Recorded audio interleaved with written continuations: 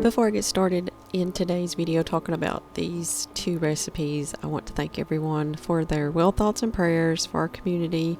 The cleanup is well underway, and we're so thankful that in our little community there was no loss of life, lots of damage and loss of property, but we're praising God that there was no loss of life here, and we are grieving for those in our region who did unfortunately lose their lives. But thank you for your prayers. We appreciate them. I'm a little off my scheduling routine or my filming routine, but I was making a couple of recipes and I thought, well, I'll get the camera out and I'll get this up for you all.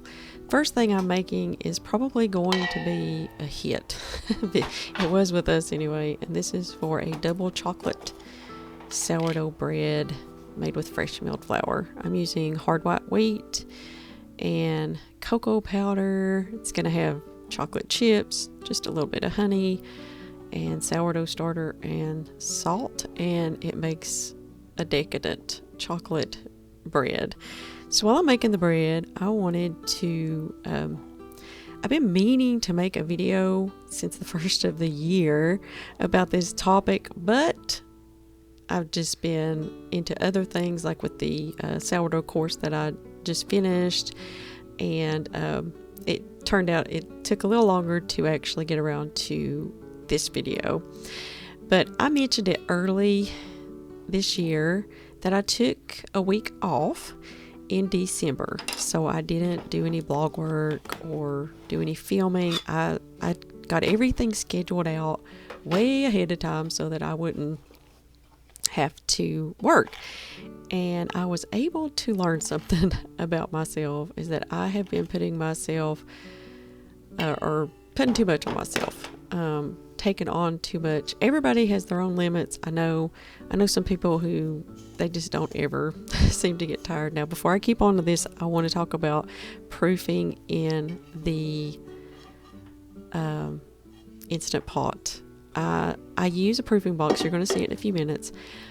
But if you don't have one and you have an Instant Pot that goes on the yogurt function, put it on low yogurt and your bread will proof in no time. So I'm loving it. But I also forgot to fold in my chocolate chips on this bread when I was supposed to on the last stretch and fold, so I'm just adding them before I put it in the Banneton basket. So don't do that. But I forgot. And so, but it still worked out. It was still absolutely delicious. It's just a little more tedious trying to get it in there at this point. So, but what I was going to say is I sat down when I came back to work the week after Christmas, and I thought, I need to start setting some limits. See what happens for those that may not be, that aren't bloggers or YouTubers. What happens is oftentimes you will get in this flow of things that the more I do, the faster things grow. And it's true. It was for me anyway. The more that I did, the more time I put in, the faster everything was growing, and that can be a motivating factor to do even more, and you keep doing even more. And then by the end of the year, before the week before Christmas, I was like, I am exhausted mentally. And although I had started seeing much more growth, especially on my blog, I was just tired. And so I was able to reflect during Christmas and realize, even if it slows down, even if the growth slows down, I want to enjoy this and not turn it into something that wears me out mentally. And so I came up with a different schedule for myself, and as I thought, things slowed down, but that I was expecting it, and that's fine. And I can take a slow, steady growth where I am more focused and not so frazzled, over fast growth, but it's harder to enjoy it because you're so, taxed.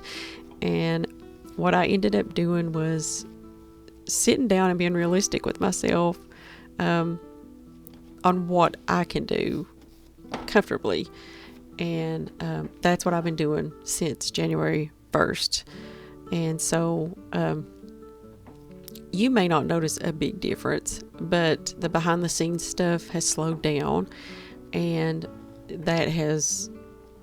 it's fine that the growth has slowed down because it's on pace more with me. I'm a slower moving person. I'm not a go after it, go crazy type of person.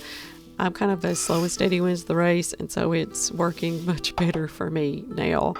I want to talk about this. I had somebody ask me, have you tried your easiest sourdough artisan bread ever with freshly milled flour? That's what I'm doing today.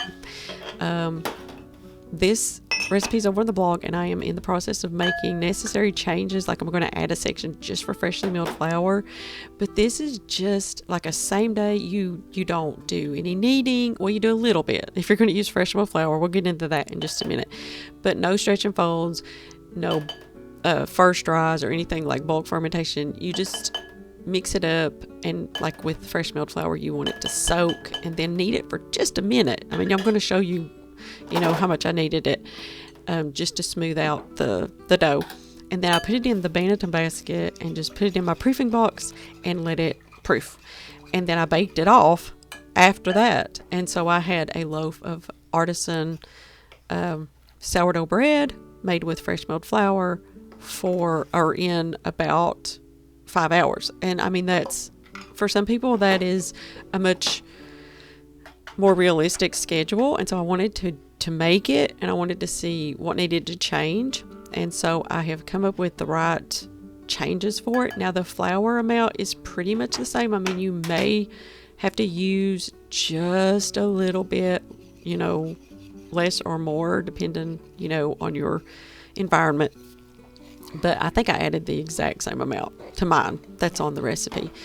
And you just, it's not a really slack dough either. It's a pretty easy dough to work with.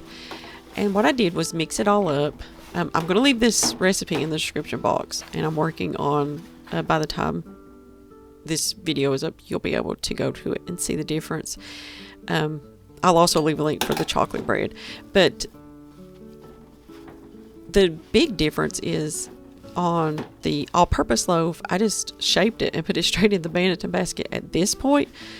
But because it's freshly milled flour, I'm going to let this soak for, I think I let it go an hour, but you could do 30 minutes. I got into other things. And while I'm letting that soak, I'm going to bake up this chocolate bread. I'd put it in the fridge overnight to ferment. And I'm baking it just like I would a regular artisan loaf at 450 in a Dutch oven with the lid on for 20 minutes and 15 minutes with the lid off. So be sure and head over to the blog and check this one out. This turned out to be probably a dangerous recipe, so just be forewarned on that one.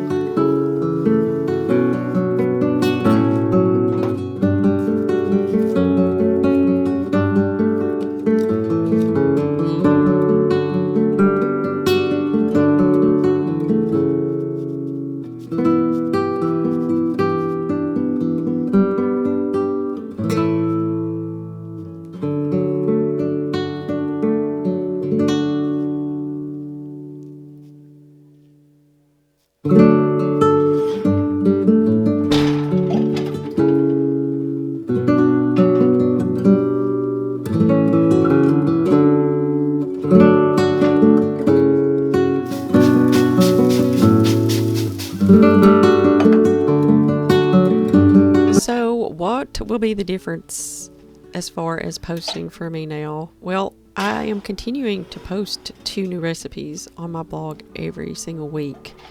The biggest change that I made was, and look at this bread. Oh my goodness, it's so good. While I am kneading this bread that I was talking about earlier, I'm going to tell you the biggest difference is social media. I kind of got burnt out with social media and trying to post. I'm not like 20 something year old, I'm not as savvy with it as everybody else. And so I just slowed down. I'm posting to Pinterest a couple times a day and then to Facebook and Instagram once or twice a week, because it was just wearing me out, to be honest with you. I was just like, it's hard for me to do like the short videos and like reels, that's what they call them. That shows how old I am. But I don't know, it just seemed like it wasn't something I enjoyed. And so I am still doing 2 new recipes a week.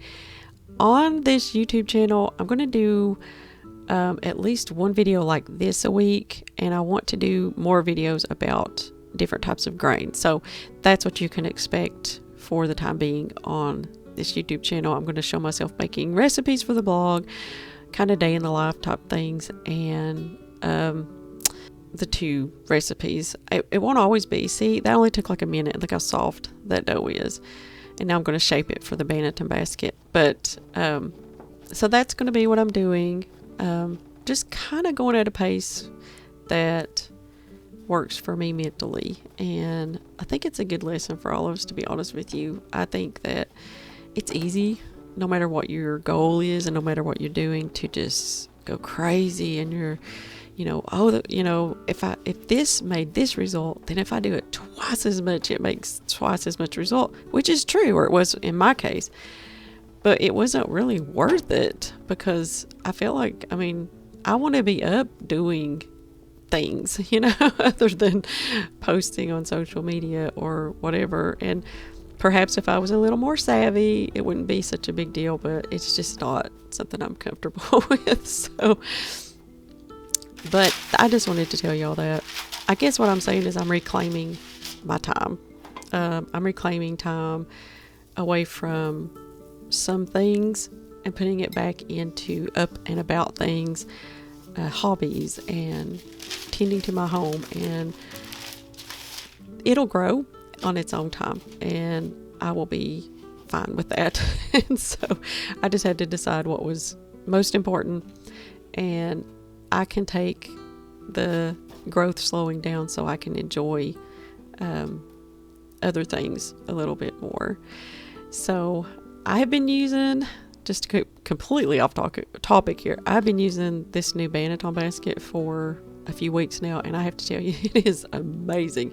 And I've had some of you purchase it and say you feel the same way, and so I'm going to link it again in the description box. I'll probably just link it and leave it there, but I really like it. I'm thinking about getting the round one now because I really like it.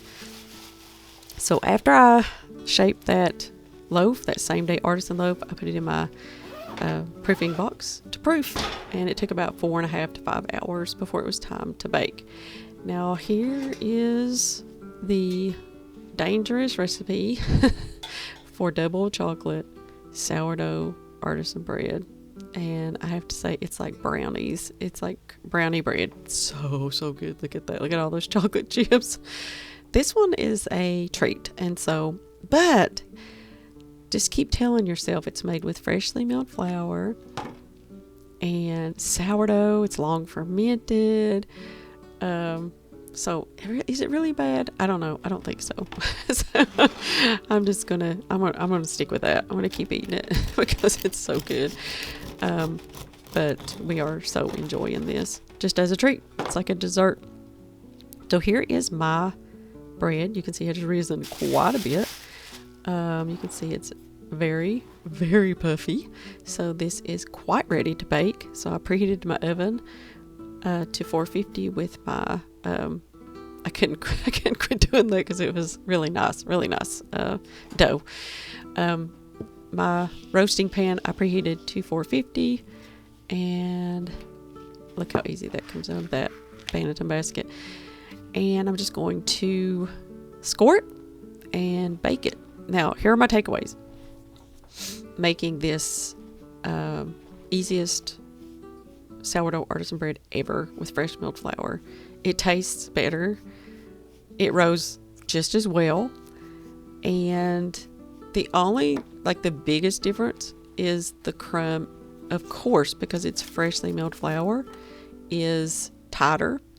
And it's a little bit harder to score because I didn't put it in the fridge. It firms up in the fridge, and I just think it does better if you can leave it in the fridge for a while. But this recipe is a quick same day recipe, and it turned out just fine. I mean, I think you're going to see it's not enough difference, but keep in mind it is not as long fermented. So there's the loaf. I think it turned out beautiful, and it's delicious, and it's freshly milled flour, and so that's really what we're going for here. But there it is, an absolutely beautiful loaf, nice open spring. I'm tickled with it. I'll probably start making this pretty regular, because since it's freshly milled flour, it doesn't hurt my stomach even if it isn't quite as fermented. And look, I mean, it's a beautiful crumb. So I suggest if you want a same day artisan bread, definitely check out this recipe. It's super easy to put together, let it rise, and bake on the same day. Well, thank you all for joining me for another video. I hope that you enjoyed taking a few minutes out of your day and spending it with me, and we will see you on the next video.